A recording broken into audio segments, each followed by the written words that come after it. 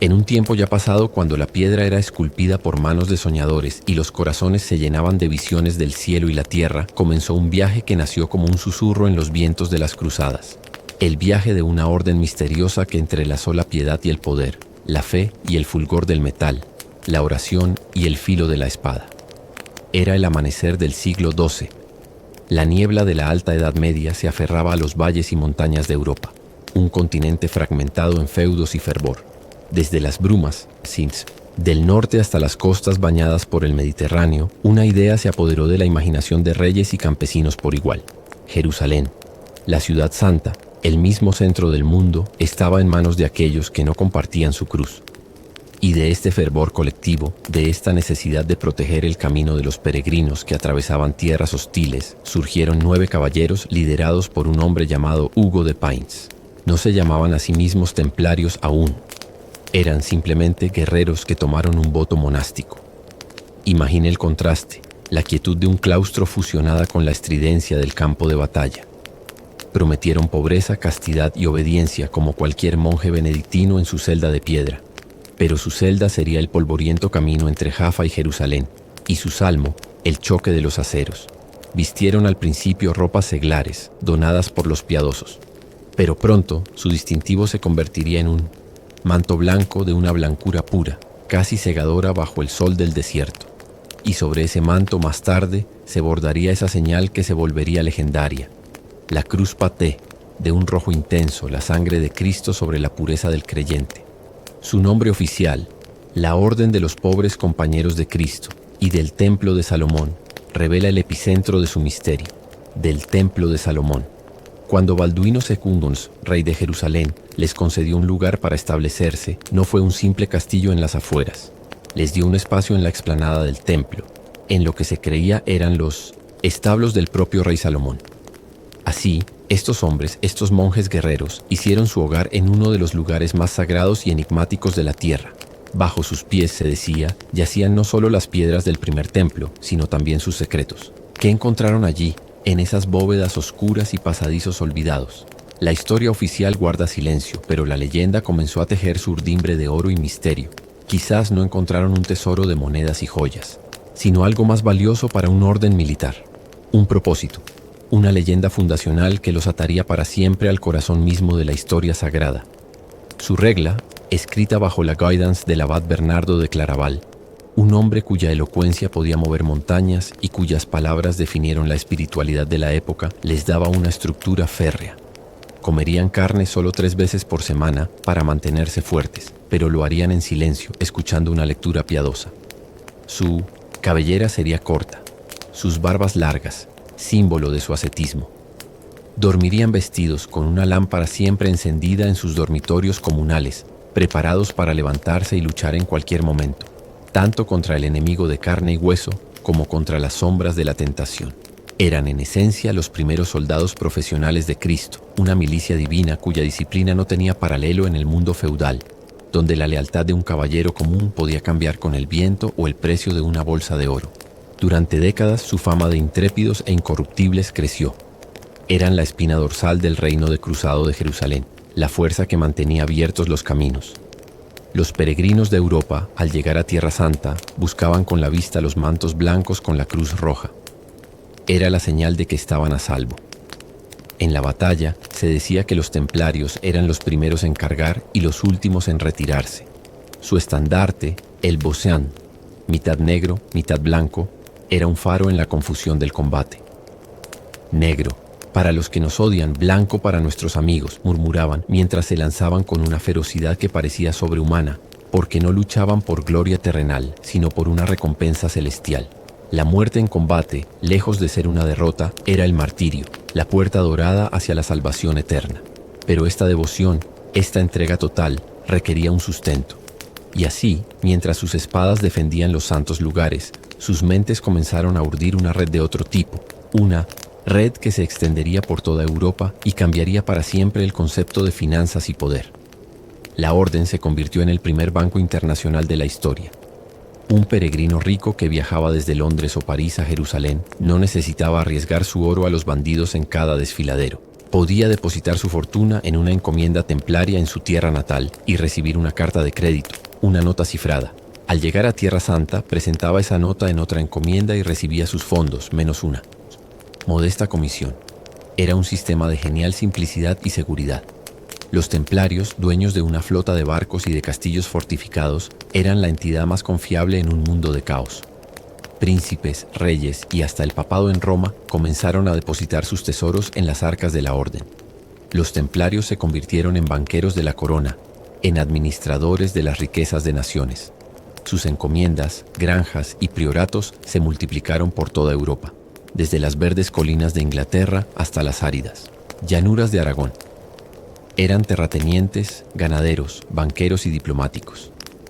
El oro fluía hacia sus cofres, un río de riqueza que alimentaba su máquina de guerra en Oriente. Pero esta acumulación de poder secular comenzó a crear sombras de envidia y recelo.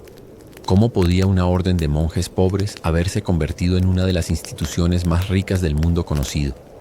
La contradicción entre el voto de pobreza individual y la opulencia colectiva era una paradoja que sus enemigos no olvidarían. Mientras tanto, en Tierra Santa la marea comenzaba a cambiar. Surgieron líderes musulmanes de gran talento militar y unificador, como el carismático y caballeroso Salah ad-Din, conocido en Occidente como Saladino. La frágil entidad de los Estados Cruzados empezó a resquebrajarse, y en el corazón de este declive ocurrió un desastre que marcaría el principio del fin para los templarios, la batalla de los Cuernos de Hattin, en el abrasador julio de 1187. El ejército cruzado, sediento y agotado, rodeado por las fuerzas de Saladino, fue aniquilado. Los caballeros templarios y sus homólogos, los hospitalarios, lucharon con la desesperación de los condenados, pero fue inútil. La reliquia más sagrada, la Vera Cruz, fue capturada. La mayoría de los caballeros templarios presentes fueron ejecutados tras la batalla, pues Saladino conocía su fama de ser sus enemigos más implacables, los que nunca se rendirían. Poco después Jerusalén cayó. La ciudad santa se perdía para la cristiandad, y con ella, la razón de ser original de los templarios parecía desvanecerse como humo en el viento del desierto. Aunque se lanzaron nuevas cruzadas, como la liderada por el legendario Ricardo Corazón de León, Jerusalén nunca fue recuperada de forma permanente. Los templarios se replegaron a sus últimas fortalezas en la costa, como San Juan de Acre. Y fue allí, en Acre, en 1291, donde el último bastión importante del reino cruzado cayó tras un sangriento asedio. Los templarios lucharon calle por calle, retrocediendo hacia el mar, hasta que su última torre se derrumbó sobre ellos, enterrando en escombros y gloria el sueño de Tierra Santa. Sin su hogar, sin su propósito original, los caballeros del manto blanco se encontraron como un gigante sin rumbo, ricos, poderosos, pero huérfanos de su misión sagrada. Regresaron a Europa, a sus vastas propiedades y a sus cofres llenos de oro. Y en la corte de Francia, un rey avaro y astuto, Felipe IV, conocido como Felipe el Hermoso, clavó sus fríos ojos en ellos. Estaba en bancarrota, profundamente endeudado con la orden, y vio en esos monjes guerreros, ahora sin una guerra que pelear, la solución perfecta a sus problemas, y una amenaza a su poder absoluto. Felipe, un hombre que creía firmemente en la supremacía del rey sobre cualquier otro poder, incluso el papado, comenzó a tejer una red de calumnias. Utilizó la maquinaria del Estado, sus consejeros legales, para orquestar una campaña de difamación a una escala sin precedentes. Los rumores, susurrados primero en los pasillos del palacio, luego, gritados en las plazas públicas, eran monstruosos. Se acusó a los templarios de herejía, de escupir sobre la cruz en sus ritos secretos de iniciación, de adorar a un ídolo pagano llamado Baphomet en la oscuridad de sus capillas, de besos obscenos y de prácticas homosexuales contrarias a la naturaleza y a Dios. Era una farsa, una obra de teatro macabra escrita por la avaricia, pero se puso en escena con una precisión aterradora. Felipe obtuvo el apoyo de un papa débil y vacilante, Clemente V, que residía en Aviñón, bajo la esfera de influencia del rey francés. Y entonces, en la madrugada del viernes 3 de octubre de 1307, una fecha que quedaría grabada para siempre en la memoria del mundo como un símbolo de mala suerte, se desató la trampa. En una operación coordinada en todo el reino de Francia, los alguaciles del rey irrumpieron en las encomiendas templarias y arrestaron a cientos de caballeros, incluido su gran maestre, Jacques de Molay. Los hombres que una vez fueron vistos como los paladines de la cristiandad fueron encadenados y arrojados a mazmorras oscuras y húmedas. El proceso que siguió fue una de las mayores perversiones de la justicia en la historia. Para extraer las confesiones que Felipe necesitaba para legitimar su expolio, los templarios fueron sometidos a las torturas más horribles imaginables. La Inquisición, cuyos métodos ya eran temibles, se puso al servicio del rey. Los interrogadores emplearon el estormentum, la cuerda que destrozaba las articulaciones, el potro, que dislocaba huesos, y el fuego que quemaba la carne hasta que la mente, rota, admitía cualquier cosa con tal de que el sufrimiento cesara. Bajo esta agonía inimaginable, muchos templarios, incluidos altos dignatarios, confesaron los crímenes más aberrantes. Confesaron haber renegado de Cristo, haber escupido sobre la cruz. Sus declaraciones, arrancadas por el dolor, fueron el combustible que Felipe necesitó para condenar a la orden ante el mundo. Pero la historia a menudo guarda momentos de redención, incluso en la derrota. Cuando el Papa formó una comisión para investigar los cargos, muchos templarios, al tener la oportunidad de hablar fuera de las cámaras de tortura, se retractaron valientemente de sus confesiones. Sabían que el castigo por la herejía retractada era la muerte en la hoguera, pero prefirieron morir limpios de alma, declarando su inocencia y la pureza de su orden. Se convirtieron en relapsos, herejes reincidentes a los ojos de la ley, y su destino quedó sellado. Y así, con la misma calma con la que un día partieron hacia Tierra Santa, muchos de estos hombres se prepararon para su viaje final. El más emblemático de estos finales fue el del anciano gran maestre, Jacques de Molay. Tras años de encarcelamiento y de haber confesado bajo tortura, encontró la fuerza para retractarse, desde las llamas que consumieron su cuerpo en una pequeña isla del Sena en París, en marzo de 1314. Su voz, según las crónicas, no se alzó en queja, sino en una solemne proclamación de inocencia y una profecía. Se dice que llamó al Papa Clemente V y al rey Felipe IV a comparecer ante el tribunal de Dios antes de un año.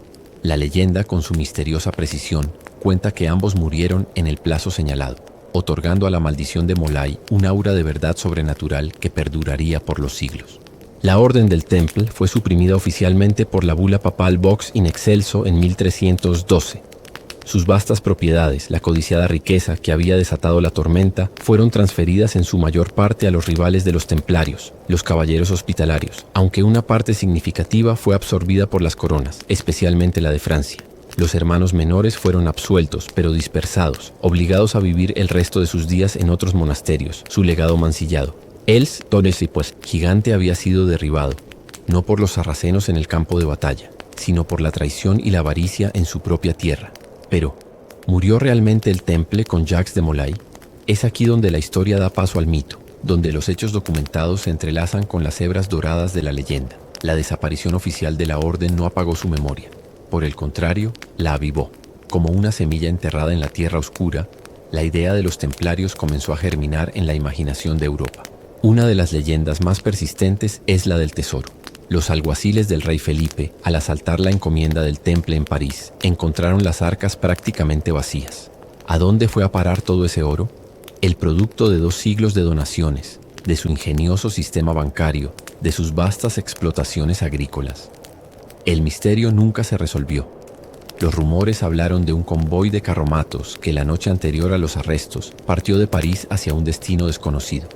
Algunos susurraron que fue a Citos parar a los puertos de La Rochelle, la fortaleza naval templaria en la costa atlántica, donde una flota de 18 galeras, que nunca más fue vista, lo transportó a un lugar seguro. Tal vez a Escocia, cuya independencia luchaba por mantenerse frente a Inglaterra y cuyo rey, Robert de Bruce, había sido excomulgado y podría haber ofrecido refugio. ¿O acaso a las verdes colinas de Portugal, donde la Orden, simplemente cambiando su nombre a Orden de Cristo, sobrevivió y patrocinaría décadas después los viajes de exploración de Vasco da Gama? Y con el tesoro, otra leyenda nació, la de los conocimientos secretos. Durante su estancia en la explanada del templo en Jerusalén, ¿qué descubrieron realmente aquellos 9 caballeros originales en sus cimientos? No oro, sino tal vez pergaminos, textos escondidos, sabiduría antigua. Se ha especulado sin pruebas históricas sólidas, pero con fascinante persistencia, que los templarios encontraron restos del conocimiento del Templo de Salomón, tal vez incluso reliquias como el Santo Grial o el Arca de la Alianza. ¿Fueron estos hallazgos, y no la riqueza material, el verdadero secreto que guardaban? ¿El secreto por el que murieron? Esta idea sugiere que su herejía no fue escupir sobre la cruz, sino poseer un conocimiento espiritual alternativo. una conexión más directa y quizás más antigua con lo divino, que amenazaba la ortodoxia de la iglesia medieval. Su supuesta adoración a Baphomet, un ídolo con cabeza de cabra que más tarde la iconografía ocultista haría famoso, ha sido reinterpretada por algunos estudiosos de lo esotérico. Alegan que Baphomet era una corrupción del nombre Mahoma, o quizás un símbolo de un conocimiento gnóstico, una representación de la unión de los opuestos, de lo celestial y lo terrenal, no como un demonio, sino como un arquetipo de sabiduría que la iglesia no pudo comprender. En el silencio de sus capillas, como la famosa rotonda de Laon, con su peculiar acústica y su arquitectura cargada de simbolismo, realizaban ritos que iban más allá del catolicismo romano. La historia calla, pero el misterio invita a la reflexión. La huella arquitectónica de los templarios es otro de sus legados silenciosos. No construyeron las grandes catedrales góticas, pero sí una red de encomiendas, iglesias y fortalezas por toda Europa. Sus construcciones, a menudo redondas, evocando la iglesia del Santo Sepulcro en Jerusalén, estaban imbuidas de un simbolismo que aún hoy se debate. Se les ha asociado con el nacimiento de la arquitectura gótica, con sus bóvedas que se alzan hacia el cielo, y de manera más controvertida se les ha vinculado con la construcción de las grandes catedrales. La leyenda, popularizada en tiempos modernos, sugiere que su supuesto tesoro no era de oro, sino de conocimiento arquitectónico, tal vez heredado de sus contactos en Oriente, que les permitió erigir esas bibliotecas de piedra que son Chartres, Amiens o Reims. Aunque los historiadores descartan esta conexión directa, la idea persiste, alimentando la noción de los templarios como guardianes de una tradición sagrada perdida. Con la disolución de la orden, el mito del templario sobreviviente, del último custodio del secreto, se extendió por Europa. En Portugal, como se ha mencionado, la Orden de Cristo se convirtió en su sucesora directa y el emblema de la cruz paté adornó las velas de las carabelas que se lanzaron a explorar el mundo desconocido. El infante. Don Enrique el Navegante fue gran maestre de la orden y es tentador especular si los mapas y conocimientos que poseían los templarios adquiridos en sus viajes por el Mediterráneo y más allá influyeron en la era de los descubrimientos. En Escocia se dice que los caballeros fugitivos encontraron refugio y lucharon en la batalla de Bannockburn en 1314, aportando su experiencia militar crucial para la victoria escocesa. Esta leyenda, aunque difícil de verificar, ha vinculado para siempre a los templarios con la historia y la masonería escocesa. De hecho, muchas órdenes fraternales y sociedades secretas que surgieron en los siglos XVII y XVIII, como la francmasonería, reclamaron a los templarios como sus antepasados espirituales. Adoptaron sus símbolos, como la cruz paté, y la narrativa del maestro injustamente asesinado, Jacques de Molay, se integró en sus rituales de iniciación. A través de la masonería, el mito del templario como defensor de las libertades individuales y el progreso espiritual se exportó al mundo, influyendo incluso en la fundación de algunas naciones modernas. El renacimiento de la leyenda templaria en la cultura popular es un fenómeno de los tiempos modernos. Desde las novelas de Walter Scott en el siglo XIX hasta los bestsellers del siglo XXI, los caballeros del manto blanco han sido reinventados una y otra vez. Son presentados como guardianes del Grial, como protectores de un linaje sagrado, como los primeros exploradores de América, o como la encarnación de un ideal de caballería pura y corrupta al mismo tiempo. Esta fascinación perdurable habla de una necesidad humana profunda, la de creer en que hubo una vez una élite de hombres buenos, poseedores de una verdad profunda que fue destruida por la maquinaria implacable del poder. Su historia, una mezcla de fe, valor, riqueza y traición, contiene todos los elementos de un drama eterno. Hoy, al visitar los lugares que una vez habitaron, uno puede sentir un eco de su presencia. En la capilla templaria de Laon, Francia, la quietud es palpable. La luz se filtra por los vitrales, iluminando las paredes desnudas. Ya no hay mantos blancos, ni susurros de oraciones latinas, ni el frufrir de los estandartes. Solo queda la piedra, testigo silencioso de una fe y un misterio que trascendieron los siglos. En Tomar, Portugal, el convento de Cristo se alza como un monumento a su transformación, no a su fin. Sus ventanas manuelinas, talladas con cuerdas y esferas armilares, cuentan la historia de cómo el espíritu del temple, o al menos su nombre, se volvió hacia el horizonte del océano, hacia un nuevo mundo por descubrir. Y así, la pregunta final permanece, flotando en el aire como el humo de la hoguera de Jacques de Molay. ¿Quiénes fueron realmente los caballeros templarios? ¿Fueron simplemente lo que la historia documentada nos muestra? ¿Monjes guerreros, banqueros brillantes, víctimas de una maquinación real? ¿O fueron algo más? guardianes de un secreto tan grande que no podía ser tolerado. Su legado ya no pertenece solo a los archivos polvorientos, sino al reino de la leyenda. Se ha convertido en un espejo donde cada época proyecta sus propias búsquedas y anhelos, por la fe, por el conocimiento, por la libertad, por la verdad oculta tras el velo de la historia oficial. Su historia nos recuerda la fragilidad del poder, cómo incluso la institución más aparentemente invencible puede caer ante la combinación de la envidia y la falsedad, pero también nos habla de la resiliencia de la memoria. Derribaron su orden, dispersaron a sus hermanos, quemaron a sus líderes y confiscaron sus bienes. Sin embargo, no pudieron matar la idea de un propósito superior, de un sacrificio por una causa que trasciende al individuo, de un misterio que perdura en el silencio de las piedras y en los pliegues del tiempo.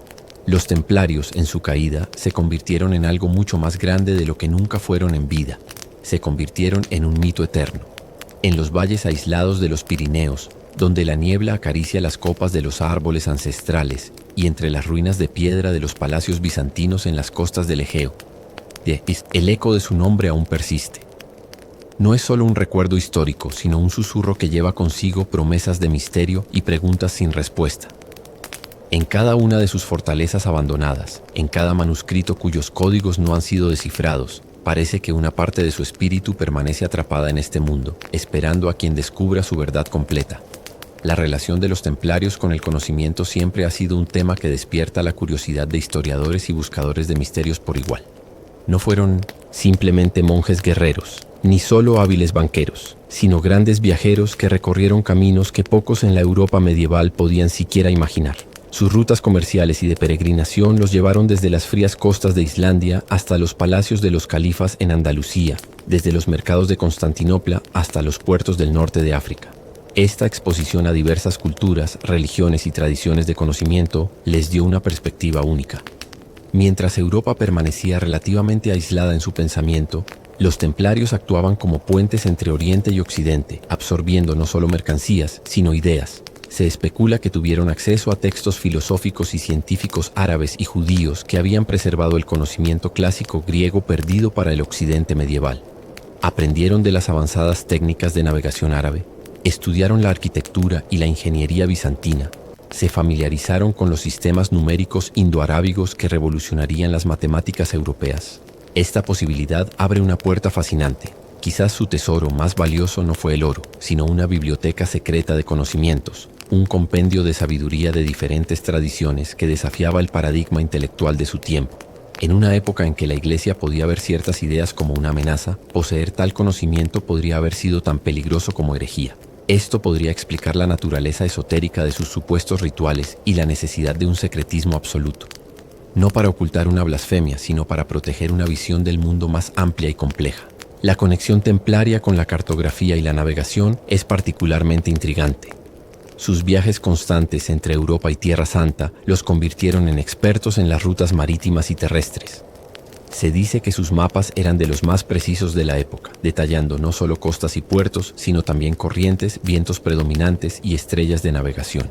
Este conocimiento, transmitido o heredado por órdenes posteriores como la Orden de Cristo en Portugal, pudo haber sido la chispa que encendió la era de los descubrimientos. Cuando Vasco da Gama rodeó África y Cristóbal Colón cruzó el Atlántico, ¿acaso llevaban en sus barcos no solo la cruz de la Orden de Cristo, sino también mapas y conocimientos que se remontaban a los secretos del Temple? La arquitectura de sus encomiendas también susurra sobre un posible conocimiento técnico avanzado. Muchas de sus iglesias, como la famosa Capilla de Laon en Francia o la de Torres del Río en Navarra, España, tienen plantas centrales, a menudo octogonales o circulares, que evocan la iglesia del Santo Sepulcro en Jerusalén. Esta forma no era común en la arquitectura religiosa occidental de la época, más orientada a la basílica latina. El uso de la geometría sagrada, la acústica precisa y la orientación específica hacia ciertos puntos cardinales o eventos astronómicos sugiere un profundo entendimiento de principios que iban más allá de la simple construcción. Algunos estudiosos han señalado similitudes entre las bóvedas templarias y las técnicas de construcción islámicas, lo que refuerza la idea de un fructífero intercambio cultural. Más allá de las piedras y los mapas, el legado más elusivo de los templarios es quizás su influencia en las corrientes de pensamiento espiritual y esotérico. Después de su disolución, la figura del templario se convirtió en un arquetipo poderoso en la imaginación europea. El del iniciado, el guardián de un saber arcano, el mártir de la verdad. Este arquetipo fue adoptado y adaptado por numerosas sociedades secretas y movimientos espirituales a lo largo de los siglos. En el siglo XVIII, durante el auge de la Ilustración, varias órdenes masónicas y grupos rosacruces incorporaron rituales y grados específicamente dedicados a los templarios. Veían en ellos no a herejes, sino a predecesores en la búsqueda de la libertad de conciencia y la luz del conocimiento frente a la opresión dogmática. Para estos grupos, la muerte de Jacques de Molay no fue la ejecución de un criminal, sino el martirio de un gran maestro iniciado. Esta reinvención del templario como un símbolo de resistencia intelectual y espiritual tuvo un impacto profundo en el pensamiento moderno, influyendo indirectamente en los ideales de la Revolución Francesa y los movimientos por las libertades individuales. Incluso en el arte y la literatura, el mito templario ha demostrado una vitalidad extraordinaria. Desde el Ivanhoe de Walter Scott, Poe los presenta como guerreros nobles, pero sombríos, hasta las complejas teorías de novelas contemporáneas, su figura se ha reinventado constantemente. En el siglo XXI, se han convertido en los guardianes del mayor secreto de la cristiandad, en los poseedores de una sangre sagrada, o en los protagonistas de épicas de conspiración global. Esta adaptabilidad del mito demuestra que responde a una necesidad humana perenne, la de creer que la historia oficial oculta una verdad más profunda, y que hubo unos elegidos, unos iluminados, que la custodiaron. Hoy, el viajero curioso puede seguir las huellas de este legado intangible. Puede visitar la iglesia de Santa María la Blanca en Toledo, España, una antigua sinagoga que luego fue iglesia cristiana y que algunos vinculan estilística y simbólicamente con la influencia templaria en la España de la Reconquista. O puede perderse en la ruta del Temple en la región de Aragón, donde castillos como el de Monzón se alzan como mudos testigos de su poder. En cada lugar, la experiencia no es solo arqueológica, es una invitación a sentir la textura de un misterio que el tiempo no ha logrado desgastar. Al final, el verdadero tesoro de los templarios podría no ser un objeto que se pueda encontrar, sino una pregunta que sigue resonando. ¿Hasta dónde puede llegar la búsqueda humana de conocimiento y significado, incluso frente al poder establecido? Su historia es un recordatorio de que la fe, en sus múltiples formas, puede ser tanto un motor de conquista como de exploración, de intolerancia como de encuentro entre culturas. Al caer se convirtieron en un símbolo mucho más rico y complejo de lo que jamás fueron en vida. Su leyenda ya no les pertenece solo a ellos, pertenece a todos los que se sienten atraídos por la tenue luz que brilla en el umbral entre la historia conocida y el misterio imperecedero. En la quietud del ocaso, cuando las sombras se alargan y el mundo moderno parece detenerse por un momento, es posible imaginar el sonido lejano de los cascos de sus caballos, no como un estruendo de guerra, sino como un eco suave que atraviesa los siglos, un ritmo constante que marca el compás de una de las historias más fascinantes de nuestra memoria colectiva. Los templarios, más allá de la leyenda negra o dorada, encarnan una paradoja fundamental de la condición humana: el anhelo de trascender las limitaciones terrenales mientras se está profundamente inmerso en ellas. Quizás la verdad más profunda sobre ellos no reside en lo que hicieron, sino en lo que representaron. Fueron un espejo de su tiempo, un tiempo de fe ferviente y violencia despiadada, de ignorancia generalizada y ansia de conocimiento, de fronteras rígidas y encuentros culturales forzosos. En su regla, en su estructura, en su misma existencia, encarnaron las contradicciones de la Baja Edad Media. Eran monjes, pero manchaban sus manos con sangre. Juraban pobreza, pero administraban inmensas riquezas. Buscaban la gloria celestial, pero forjaron su leyenda en los campos de batalla de la tierra. Esta dualidad es en el fondo profundamente humana, y tal vez sea esta la razón por la que su historia nos conmueve tanto. No son santos de vitral ni demonios de pesadilla. Son hombres con sus grandezas y sus miserias, cuyas acciones, amplificadas por la lupa de la historia y el mito, adquirieron una dimensión épica. Al estudiar su trayectoria, no solo aprendemos sobre cruzadas y finanzas medievales, sino sobre las complejidades del alma humana cuando se enfrenta a lo divino y lo profano. En el silencio de las bibliotecas, entre manuscritos iluminados, es posible encontrar otra faceta de su legado: el arte. Aunque no fueron mecenas al nivel de los grandes reyes o obispos, su influencia se filtró en la iconografía de su tiempo. La cruz paté, simple y geométrica, se convirtió en un símbolo de poder y protección, grabado en sellos, bordado en estandartes, esculpido en piedra. En las iglesias que patrocinaron, a menudo se puede discernir un estilo sobrio, robusto, que prioriza la funcionalidad sobre la ornamentación, reflejo quizás de su espíritu militar y ascético. Pero en ese mismo ascetismo hay una belleza austera, una elegancia que nace de la pureza de las líneas y la solidez de las construcciones. Su presencia en la península ibérica durante la Reconquista dejó una huella imborrable. Lucharon junto a reyes castellanos y aragoneses, ayudando a arrebatar plazas fuertes a los reinos musulmanes. A cambio, recibieron castillos, tierras y privilegios. En lugares como Jerez de los Caballeros, en España, o Tomar, en Portugal, su historia se funde con la de la nación. Fueron pioneros en la repoblación de territorios fronterizos, atrayendo colonos, estableciendo ferias y mercados y actuando como una fuerza de estabilización y gobierno en tierras peligrosas y recién conquistadas. En este sentido fueron no solo guerreros, sino también administradores y pacificadores, un brazo secular con un propósito sagrado. La caída del Temple, tan abrupta y violenta, plantea una pregunta incómoda y eternamente relevante. ¿Cómo una institución tan poderosa pudo ser destruida con tanta facilidad? La respuesta yace en la naturaleza del poder mismo. Felipe el Hermoso comprendió que el poder no reside solo en la fuerza o la riqueza, sino en el control de la narrativa. Al acusarlos de herejía, no solo los estaba persiguiendo, estaba reescribiendo su historia, transformando a los defensores de la fe en sus enemigos. Fue uno de los primeros ejemplos de una campaña de desprestigio a gran escala, donde la difamación se utilizó como un arma de Estado para confiscar propiedades y eliminar a un rival incómodo. Este triste episodio nos enseña sobre la fragilidad de la reputación y la facilidad con la que la verdad puede ser distorsionada por intereses creados. La tragedia de los templarios es un recordatorio atemporal de que la justicia no siempre prevalece y que la historia a menudo la escriben los vencedores. Pero también es un testimonio del poder de la resistencia silenciosa.